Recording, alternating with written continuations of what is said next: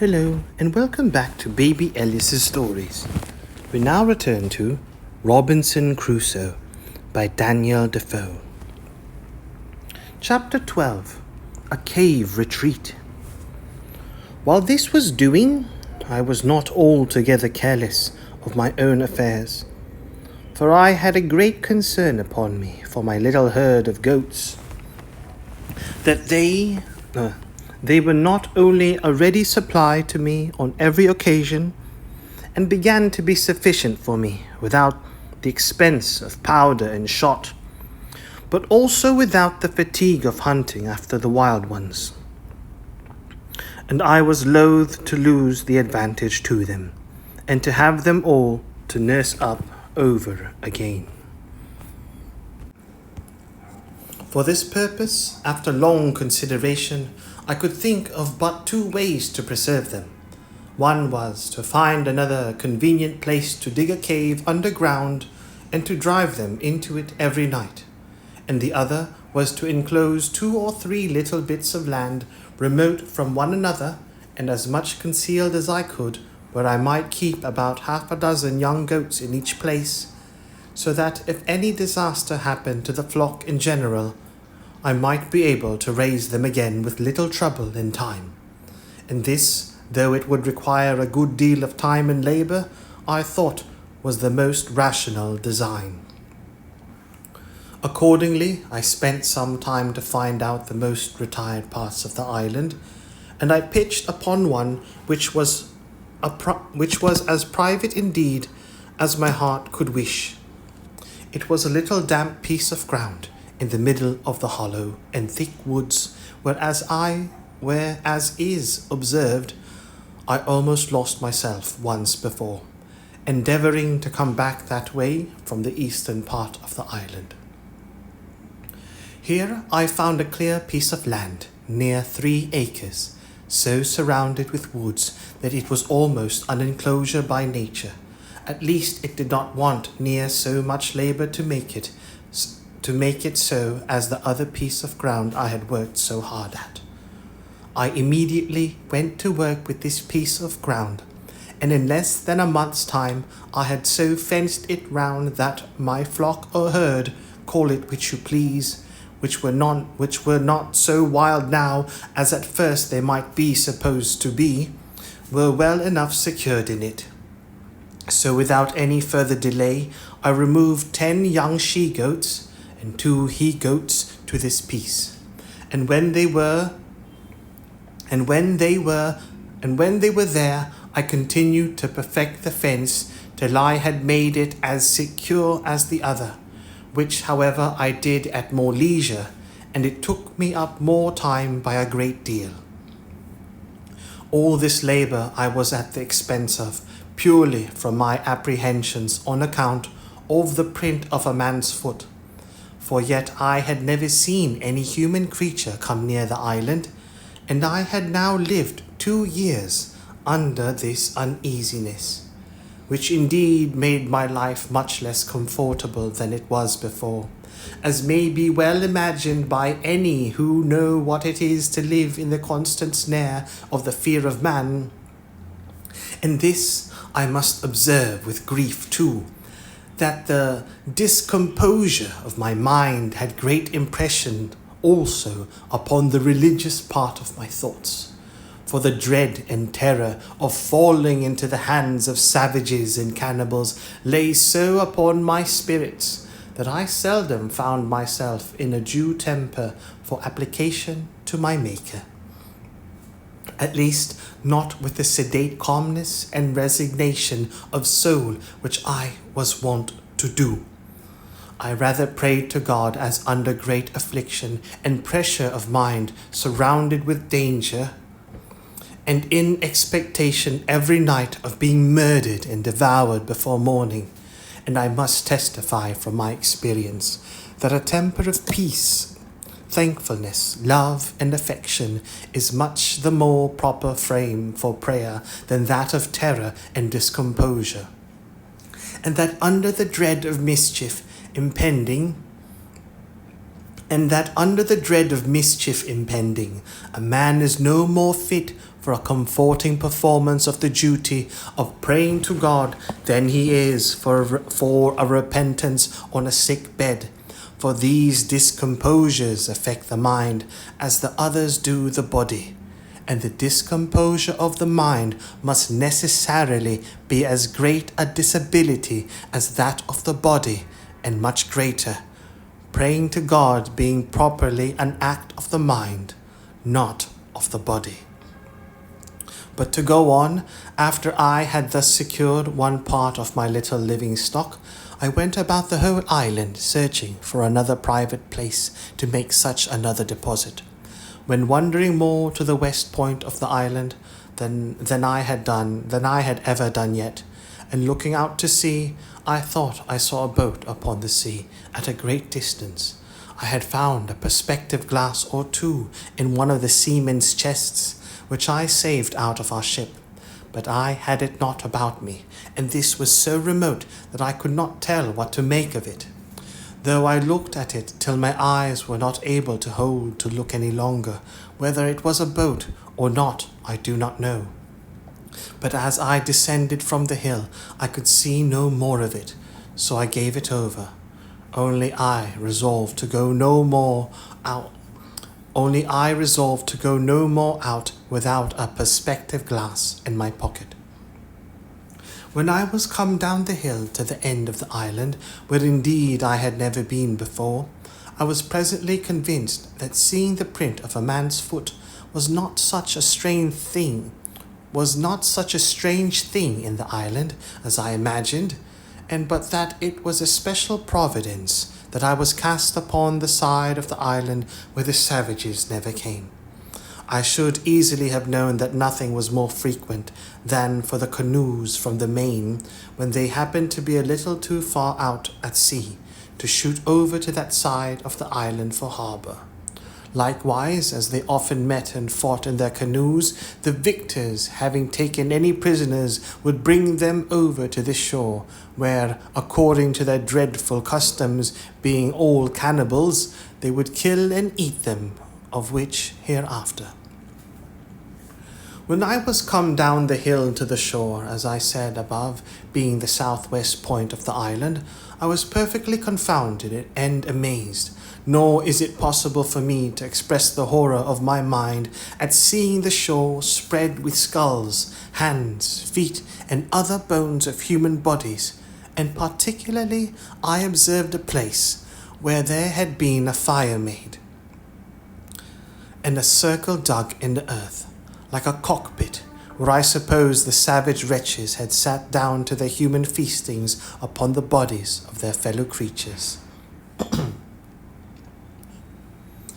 I was so astonished with the sight of these things that I entertained no notions of any danger to myself from it for a long while. All my apprehensions were buried in the thoughts of such a pitch of inhuman, hellish brutality, and the horror of a degeneracy of human nature, which though I had heard of it often, yet I never had so near a view of before. In short, I turned away my face from the horrid spectacle. My stomach grew sick, and I was just at the point of fainting, when nature discharged the disorder from my stomach, and having vomited with uncommon violence, I was a little relieved, but could not bear to stay in the place a moment. So I got up the hill again with all the speed I could, and walked on towards my own habitation. When I came a little out of that part of the island, I stood still a while, as amazed, and then recovering myself, I looked up with the utmost affection of my soul, and with a flood of tears in my eyes, gave God thanks that had cast my first lot in a part of the world where I was distinguished from such dreadful creatures as these, and that though I had esteemed my present condition very miserable, had yet given me so many comforts in it, that I had still more to give thanks for than to complain of. And this, above all, that I had, even in this miserable condition, been comforted with the knowledge of himself, and the hope of his blessing, which was a felicity more than sufficiently equivalent to all the misery which I had suffered, or could suffer. In this frame of thankfulness I went home to my castle, and began to be much easier now as to the safety of my circumstances than ever I was before.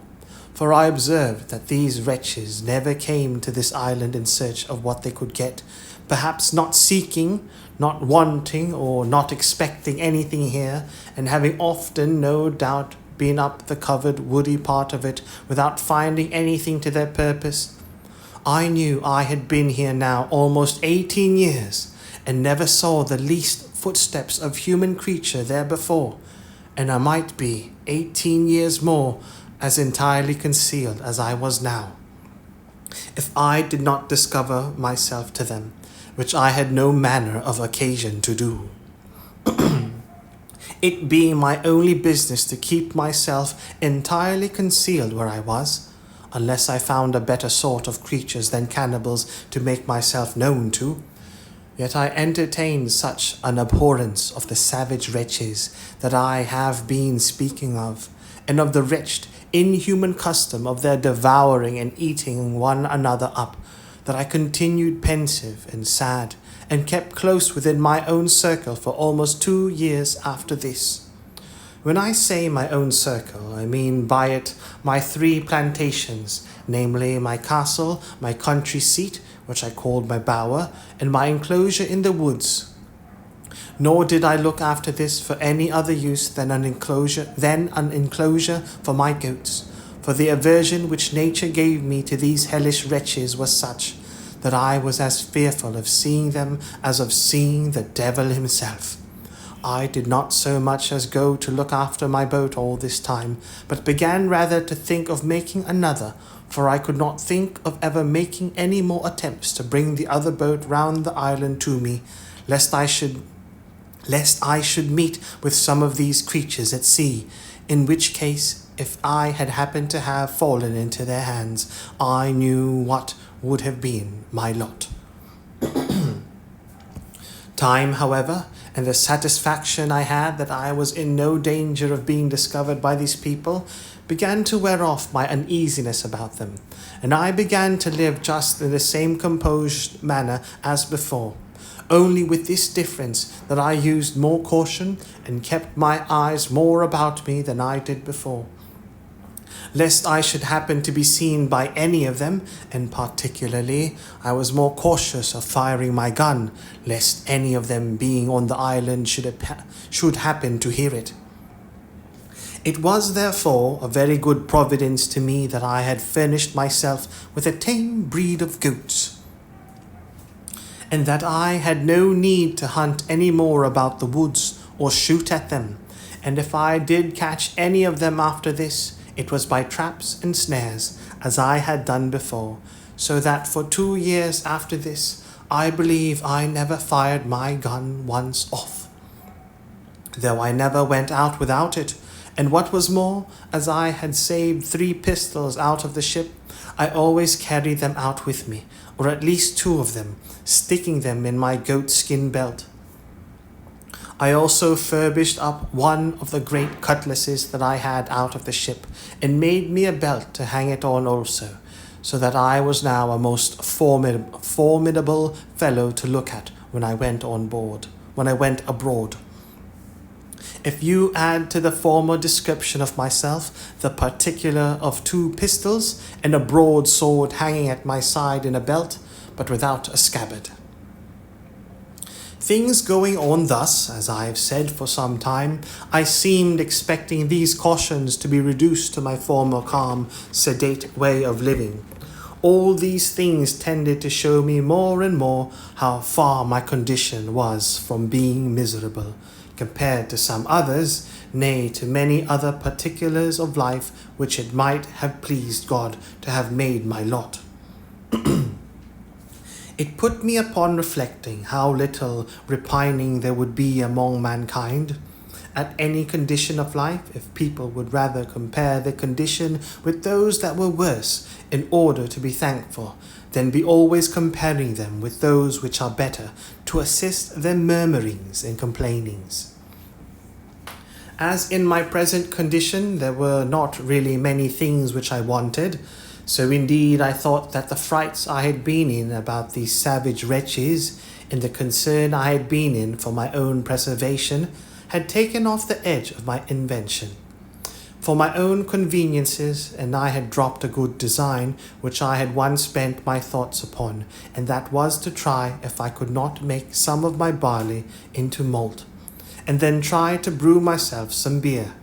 This was really a whimsical thought, and I reproved myself often for the simplicity of it, for I presently saw there would be the want of several things necessary to the making my beer that it would be impossible for me to supply. As first, casks to preserve it in, which was a thing that, as I have observed already, I could never compass. No, though I spent not only many days, but weeks, nay months, in attempting it, but to no purpose. In the next place, I had no hops to make it keep. No yeast to make it work, no copper or kettle to make it boil. And yet, with all these things wanting, I verily believed, had not the frights and terrors I was in about the savages intervened, I had undertaken it, and perhaps brought it to pass too, for I seldom gave anything over without accomplishing it. When once I had it in my head to begin it. But my invention now ran quite another way, for night and day I could think of nothing but how I might destroy some of the monsters in their cruel, bloody entertainment, and if possible, save the victim they should bring hither to destroy. It would take up a large volume than this whole work is intended to be, to set down all the contrivances I hatched, or rather brooded upon, and my thoughts, for the destroying these creatures, or at least frightening them so as to prevent their coming hither any more. But all this was abortive. Nothing could be possible to take effect, unless I was to be there to do it myself. And what could one man do among them, when perhaps there might be 20 or 30 of them together, with their darts, or their bows and arrows, with which they could shoot as true to a mark as I could with my gun? Sometimes I thought, if digging a hole under the place where they made their fire, and putting in 5 or 6 pounds of gunpowder, which, when they kindled their fire, would consequently take fire and blow up all that was near it. But as in the first place, I should be unwilling to waste so much powder upon them, my store being now within the quantity of 1 barrel, so neither could I be sure of its going off at any certain time, when it might surprise them, and at best that it would do little more than just blow the fire about their ears and fright them, but not sufficient to make them forsake the place. So I laid it aside, and then proposed that I would place myself in ambush in some convenient place, with my 3 guns all double loaded, and in the middle of their bloody ceremony let fly at them, when I should be sure to kill or wound perhaps 2 or 3 at every shot, and then falling in upon them with my 3 pistols and my sword, I made no doubt but that, if there were 20, I should kill them all. This fancy pleased my thoughts for some weeks, and I was so full of it that I often dreamed of it, and sometimes that I was just going to let fly at them in my sleep. I went so far with it in my imagination that I employed myself several days to find out proper places to put myself in ambuscade, as I said, to watch for them, and I went frequently to the place itself, which was now grown more familiar to me. But while my mind was thus filled with thoughts of revenge and a bloody putting 20 or 30 of them to the sword, as I may call it, the horror I had at the place, and at the signals of the barbarous wretches devouring one another, abetted my malice. Where at length I found a place in the side of the hill where I was satisfied I might securely wait till I saw any of their boats coming, and might then, even before they would be ready to come on shore, convey myself unseen into some thickets of trees, in one of which there was a hollow large enough to conceal me entirely, and there I might sit and observe all their bloody doings, and take my full aim at their heads, when they were so close together as that it would be next to impossible that I should miss my shot, or that I could fail wounding 3 or 4 of them at the first shot. In this place then I resolved to fulfill my design, and accordingly I prepared 2 muskets and my ordinary fowling piece. The 2 muskets I loaded with a brace of slugs each,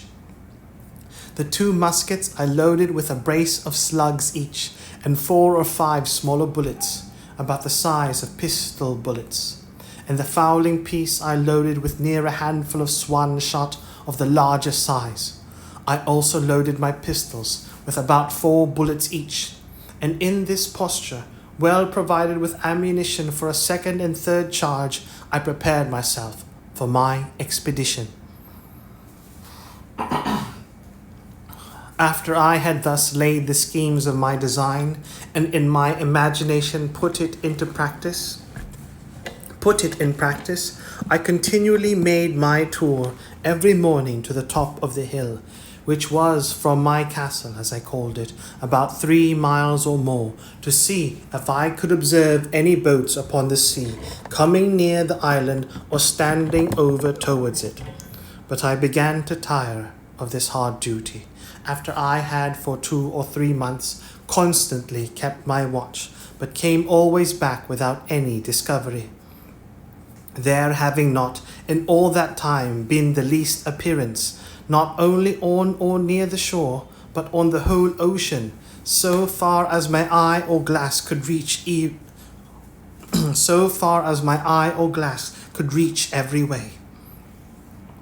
As long as I kept my daily tour to the hill to look out, so long also I kept up the vigour of my design, and my spirits seemed to be all the while in a suitable frame for so outrageous an execution as the killing 20 or 30 naked savages for an offence which I had not at all entered into any discussion of in my thoughts, any further than my passions were at first fired by the horror I conceived at the unnatural custom of the people of that country, who, it seems, had been suffered by Providence, in his wise disposition of the world, to have no other guide than that of their own abominable and vitiated passions, and consequently were left, and perhaps had been so for some ages, to act such horrid things and receive such dreadful customs as nothing but nature, entirely abandoned by heaven and actuated by some hellish degeneracy, could have run them into. But now, when, as I have said, I began to be weary of the fruitless excursions which I had made so long and so far every morning in vain, so my opinion of the action itself began to alter, and I began with cooler and calmer thoughts to consider what I was going to engage in. What authority or call had I to pretend to be judge and executioner upon these men as criminals, whom heaven had thought fit for so many ages to suffer unpunished to go on, and to be, as it were, the executioners of his judgments upon one another? How far these people were offenders against me, and what right I had to engage in the quarrel of that blood which they shed promiscuously upon one another. I debated this very often with myself thus: how do I know what God himself judges in this particular case? It is certain these people do not commit this as a crime. It is not against their own consciences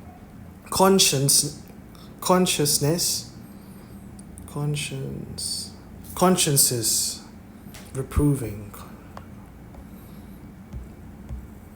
consciences. Consciences. It is not against their own consciences, reproving, or their light reproaching them. They do not know it to be an offense, and then commit it in defiance of divine justice, as we do in almost all the sins we commit. They think it no more a crime to kill a captive taken in war than we do to kill an ox, or to eat human flesh than we do to eat mutton. When I considered this a little, it followed necessarily that I was certainly in the wrong, that these people were not murderers, in the sense that I had before condemned them in my thoughts, any more than those Christians were murderers who often put to death the prisoners taken in battle, or more frequently, upon many occasions, put whole troops of men to the sword without giving quarter, though they drew down their arms and submitted. In the next place, it occurred to me that although the usage they gave one another was thus brutish and inhumane,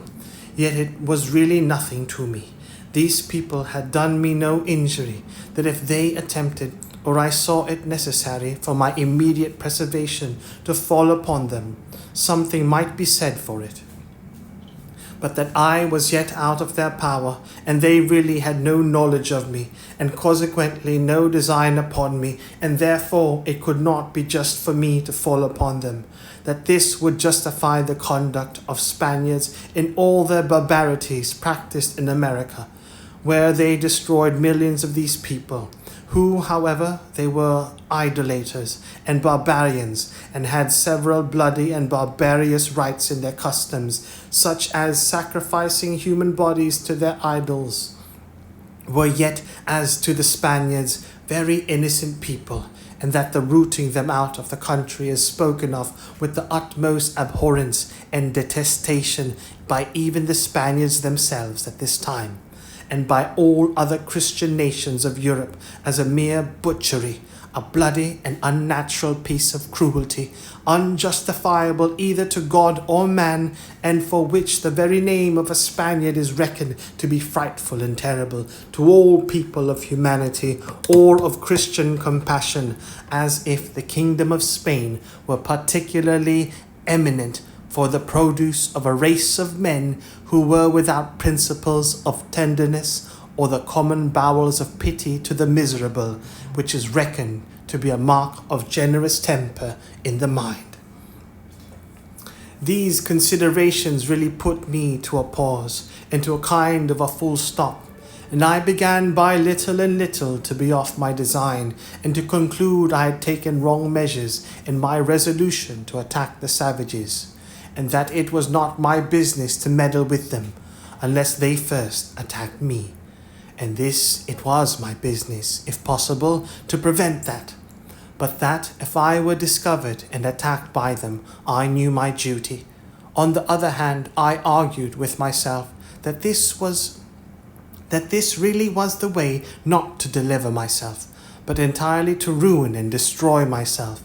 For unless I was sure to kill everyone that not only should be on shore at that time, but that should ever come on shore afterwards, if but one of them escaped to tell their country people what had happened, they would come over again by thousands to revenge the death of their fellows, and I should only bring upon myself a certain destruction, which at present I had no manner of occasion for. Upon the whole, I concluded that I ought neither in principle nor in policy, one way or other, to concern myself in this affair, that my business was, by all possible means, to conceal myself from them, and not to leave the least sign for them to guess by that there were any living creatures upon the island, I mean of human shape.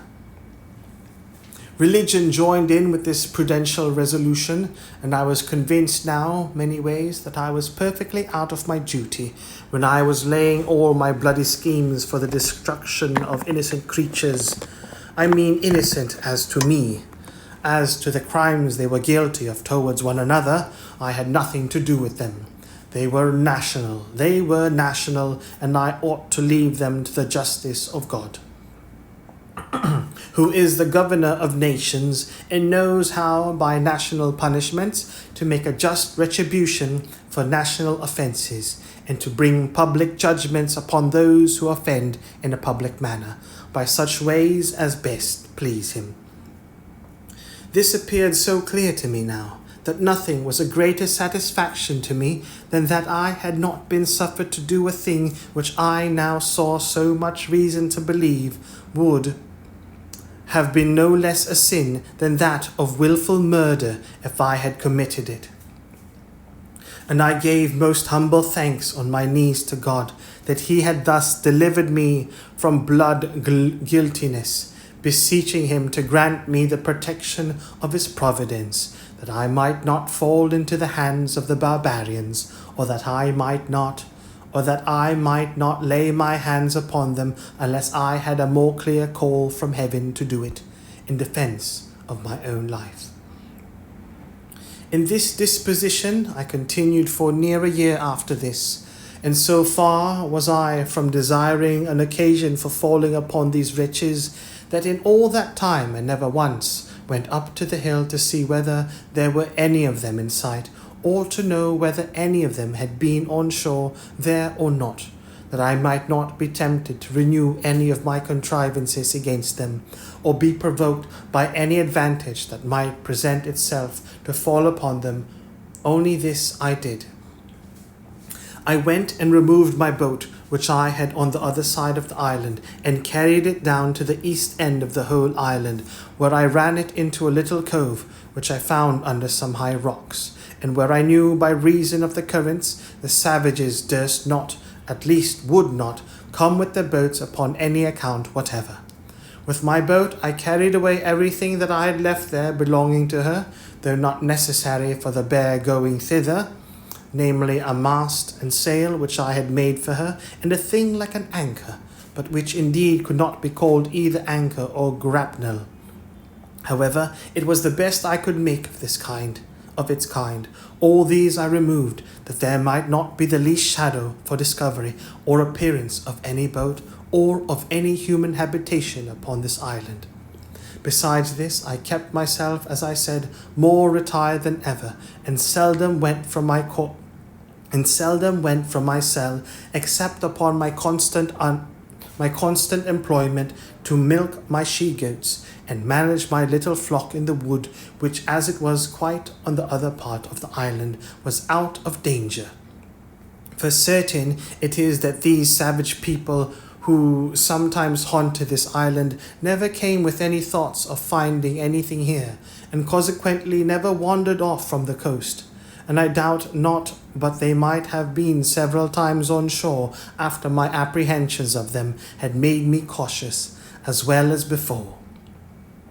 Indeed, I looked back with some horror upon the thoughts of what my condition would have been if I had chopped upon them and been discovered before that, when naked and unarmed except with one gun, and that loaded often only with small shot.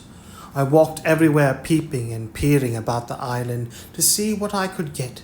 What a surprise should I have been in if, when I discovered the print of a man's foot, I had, instead of that, seen 15 or 20 savages, and found them pursuing me, and by the swiftness of their running, no possibility of my escaping them. The thoughts of this sometimes sank my very soul within me, and distressed my mind so much that I could not soon recover it to think what I should have done, and how I should not only have been unable to resist them, but even should not have had presence of mind enough to do what I might have done, much less what now, after so much consideration and preparation, I might be able to do. Indeed, after serious thinking of these things, I would be melancholy, and sometimes it would last a great while, but I resolved it all at last into thankfulness to that Providence which had delivered me from so many unseen dangers, and had kept me from those mischiefs which I could have no way been the agent in delivering myself from, because I had not the least notion of any such thing depending, or the least suspicions of its being possible. This renewed a contemplation which often had come into my thoughts in former times, when first I began to see the merciful dispositions of heaven in the dangers we run through in this life. How wonderfully we are delivered when we know nothing of it. How, when we are in a quandary, as we call it, a doubt or hesitation whether to go this way or that way, a secret hint shall direct us this way, when we intended to go that way. Nay, when sense, our own inclination, and perhaps business has called us to go the other way, yet a strange impression upon the mind from we know not what springs, and by we know not what power, shall overrule us to go this way. And it shall afterwards appear that had we gone that way, which we should have gone, and even to our imagination ought to have gone, we should have been ruined and lost. Upon these and many like reflections, I afterwards made it a certain rule with me that whenever I found those secret hints or pressings of mine to do or not to do anything that presented, or going this way or that way, I never failed to obey the secret dictate, though I knew no other reason for it than such a pressure or such a hint hung upon my mind. I could give many examples of the success of this conduct in the course of my life, but more especially in the latter part of my inhabiting this unhappy island. Besides, many occasions which it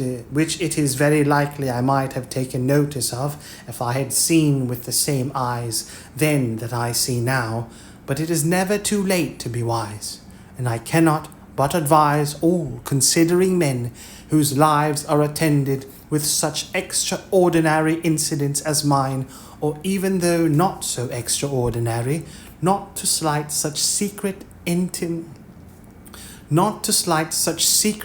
intimations of providence. Let them come from what invisible intelligence they will,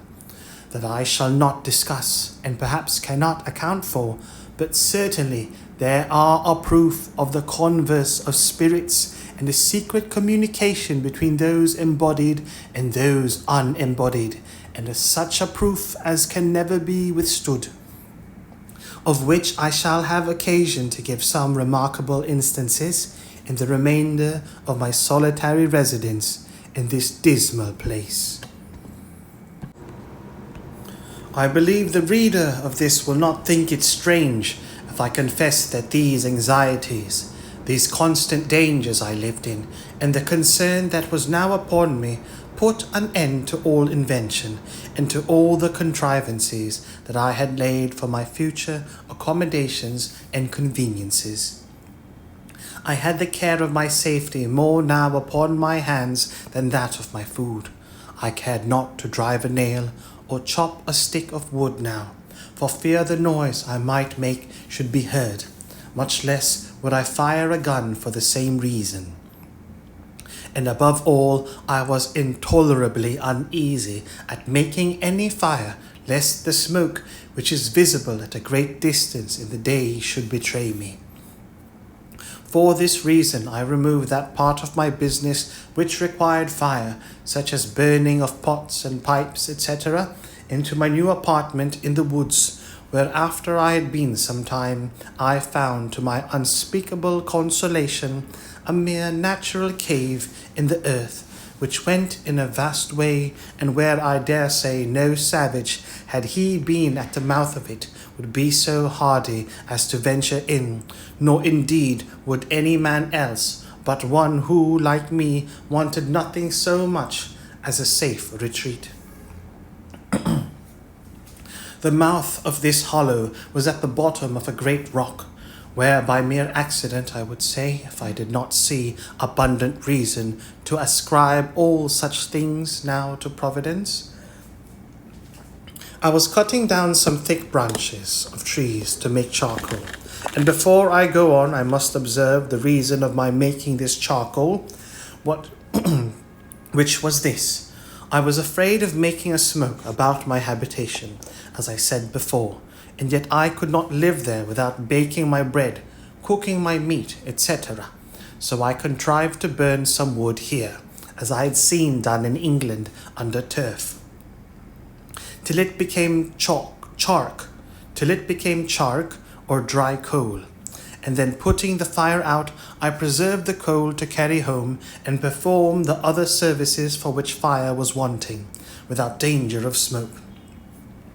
But this is by the by.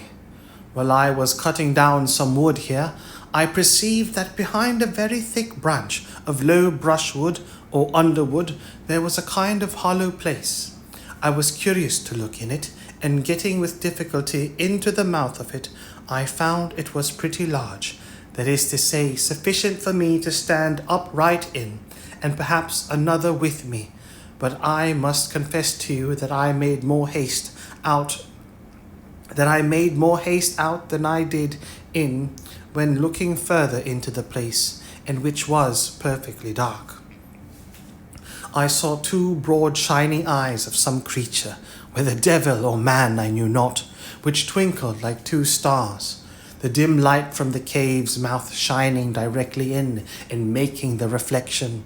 However, after some pause, I recovered myself and began to call myself 1,000 fools, and to think that he was that afraid to see the devil was not fit to live 20 years in an island all alone, and that I might well think there was nothing in this cave that was more frightful than myself. Upon this, plucking up my courage, I took up a firebrand, and in I rushed again, with the stick flaming in my hand. I had not gone 3 steps in before I was almost as frightened as before, for I heard a very loud sigh, like that of a man in some pain, and it was followed by a broken noise, as of words half expressed, then a deep sigh again. I stepped back, and was indeed struck with such a surprise that it put me into a cold sweat, and if I had had a hat on my head, I will not answer for it that my hair might not have lifted off. But still, plucking up my spirits as well as I could, and encouraging myself a little with considering that the power and presence of God was everywhere, and was able to protect me, I stepped forward again, and by the light of the firebrand, holding it up a little over my head, I saw lying on the ground a monstrous, frightful old he-goat, just making his will, as we say, and gasping for life, and dying indeed of mere old age.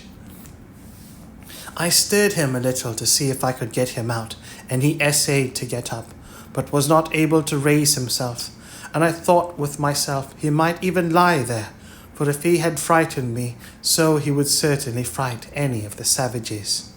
But if any of them should be so hardy as to come in there while he had any life in him. I was now recovered from my surprise, and began to look round me, when I found the cave was but very small, that is to say, it might be about 12 feet over, but in no manner of shape, neither round nor square, no hands having ever been employed in making it, but those of mere nature. I observed also that there was a place at that further side of it that went in further, but was so low that it required me to creep upon my hands and knees to go into it, and whither it went I knew not. So having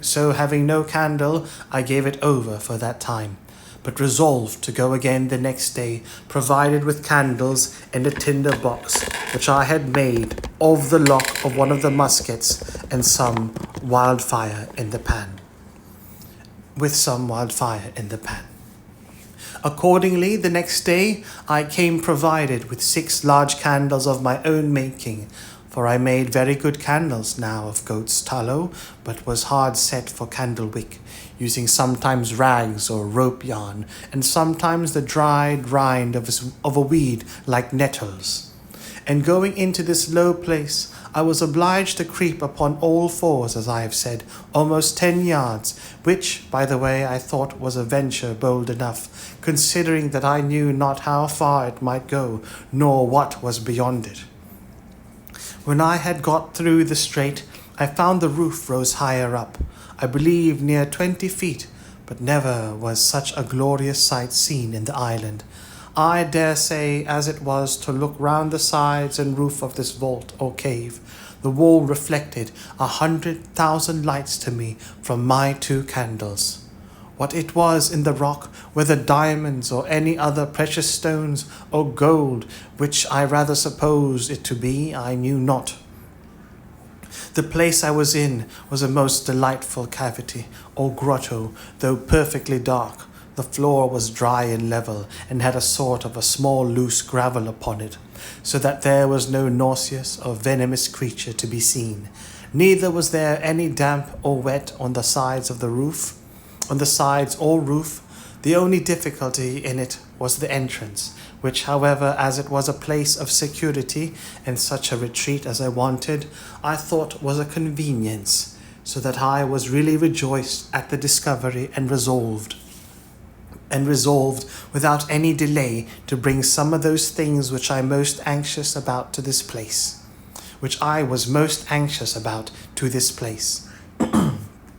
Particularly, I resolved to bring hither my magazine of powder and all my spare arms, namely 2 fowling pieces, for I had 3 in all, and 3 muskets, for of them I had 8 in all, so I kept in my castle only 5, which stood ready, mounted, like pieces of cannon on my utmost fence, and were ready also to take out upon any expedition. Upon this occasion of removing my ammunition, I happened to open the barrel of powder, which I took up out of the sea, and which had been wet, and I found that the water had penetrated about 3 or 4 inches into the powder on every side, which caking and growing hard had preserved the inside like a kernel in a shell, so that I had nearly 60 pounds of very good powder in the centre of the cask.